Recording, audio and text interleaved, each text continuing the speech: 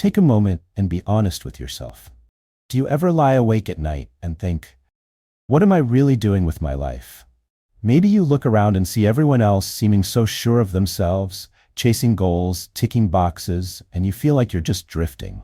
Or maybe you're achieving things, degrees, promotions, milestones, but inside something feels empty, as if you're living someone else's story. If this sounds familiar, I want you to know you are not alone. In fact, feeling lost is almost a rite of passage for anyone who wants more than a mediocre existence. Today, I want to share with you how Swami Vivekananda looked at this feeling of being lost and what he taught about finding your true purpose. And by the end of this video, I promise you'll have not only inspiration, but also clear, practical steps you can start applying today to transform confusion into clarity. So let's begin with a truth many of us never hear while growing up. Feeling lost is not proof that something is wrong with you. It is often proof that you are awakening. You are awakening to the realization that life cannot be about just existing, eating, working, sleeping, and repeating. It cannot be only about satisfying expectations, your parents, your peers, societies. There has to be something deeper. Swami Vivekananda called this deeper longing the call of the spirit. He said, each soul is potentially divine. The goal is to manifest this divinity within. And in those words is the key to why so many people feel lost. You feel lost when your life becomes disconnected from your own spirit. When you live purely on the surface, chasing temporary pleasures, validation, or the next shiny thing, you lose touch with what you really are, a powerful, conscious being, here to learn, grow, and serve. Vivekananda's advice was revolutionary, especially for young people. He said, take up one idea, make that one idea your life. Think of it, dream of it, live on that idea. But how do you find that one idea when you can barely decide what to eat for dinner? How do you find purpose when your mind is crowded with self-doubt, fear of judgment, and endless comparisons? The first step, according to Vivekananda, is to stop looking outside. He said, you have to grow from the inside out. None can teach you, none can make you spiritual.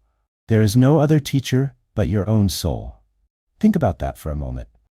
No YouTube video, no book, no motivational speaker can hand you your purpose. They can point you in the right direction, but the real answer comes from within. It comes when you get quiet enough to hear the whispers of your own spirit. In our modern world, we are trained to look everywhere else except inside ourselves. We scroll social media for inspiration, we copy what successful people are doing, we measure our worth in likes, in salaries, in degrees. And slowly, this noise drowns out the only voice that matters, your own. So if you're feeling lost, start by asking yourself, when was the last time you sat with yourself in silence? When was the last time you looked in the mirror and asked, what do I really want? Not what will impress people, not what will make me fit in, but what sets my heart on fire. Swami Vivekananda's life was the perfect example of this search. As a young man named Narendranath, he was restless and full of questions. He had everything, a sharp mind, musical talent, a good family, but none of it satisfied his hunger for truth. He went from teacher to teacher, asking the same question over and over, have you seen God? Most people couldn't answer him, but he kept searching. Finally, he met Sri Ramakrishna, who looked at him with compassion and said, yes, I have seen God. I see him more clearly than I see you. In that moment, Vivekananda found not only a teacher, but a mirror that reflected his own highest possibility. And that is the second lesson for you today. To find your purpose, you must seek out environments and people who reflect back to you your potential, not your limitations. If you are surrounded by people who are always complaining, always negative, always shrinking themselves, their energy will pull you down too. If you want to rise, place yourself among those who dare to live boldly. Swami Vivekananda never accepted mediocrity, and he didn't want you to either. He said, the remedy for weakness is not brooding over weakness, but thinking of strength. This is so powerful because most of us spend hours dwelling on our shortcomings, why we are not good enough, why our dreams will never work. But the mind becomes what it meditates upon. If you meditate on weakness, you will feel weak. If you meditate on strength, you will become strong. So here is something practical you can do starting today. Every morning, take 5 minutes to write down 3 things you are proud of. They don't have to be big achievements. It could be the fact that you are still standing despite all you have faced, or that you showed kindness when you didn't have to, or that you have the courage to question your life rather than blindly drifting.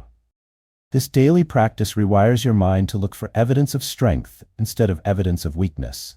And over time, this changes how you see yourself and how you approach your purpose. Now, let's talk about another reason so many people feel lost: comparison. Vivekananda warned about the dangers of comparing ourselves to others. He said, "All the powers in the universe are already ours. It is we who have put our hands before our eyes and cry that it is dark." When you constantly compare your journey to someone else's, you blind yourself to your own gifts. Your path is unique. Your timing is unique. There is no one else in the world who can live your purpose. So next time you find yourself comparing, pause and ask, is this helping me grow or making me shrink? If it's making you shrink, gently turn your focus back to your own path. This is not easy, especially in a world that celebrates highlight reels. But the only competition that matters is who you were yesterday and who you are becoming today. If you commit to becoming even 1% more honest, more courageous, more compassionate than you were yesterday, you are on the right track. Vivekananda also taught that true purpose is not only about personal ambition, it is about service. He said, "They alone live who live for others. The rest are more dead than alive." This might feel overwhelming. Does finding purpose mean you must give up everything and become a monk? No. Living for others doesn't mean you abandon your dreams.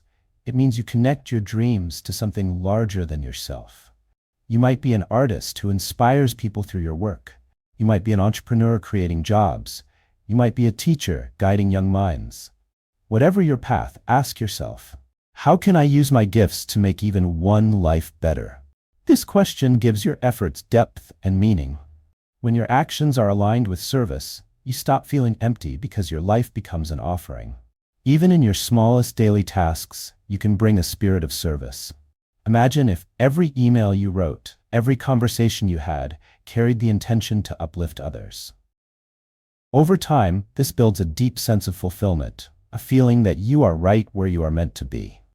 Now let's bring all of this together with a short exercise. Close your eyes for a moment. Take a deep breath in and let it out slowly. I want you to imagine the highest version of yourself. See yourself standing tall, confident, with clarity in your eyes. See yourself living each day with purpose, not just going through the motions. What are you doing? Who are you helping? How does it feel to live this way? Hold this image in your mind and let it inspire your next steps. Because no matter how lost you feel today, purpose is not something you find outside. It is something you uncover within by listening to your own spirit, by aligning with service, and by daring to be true to yourself.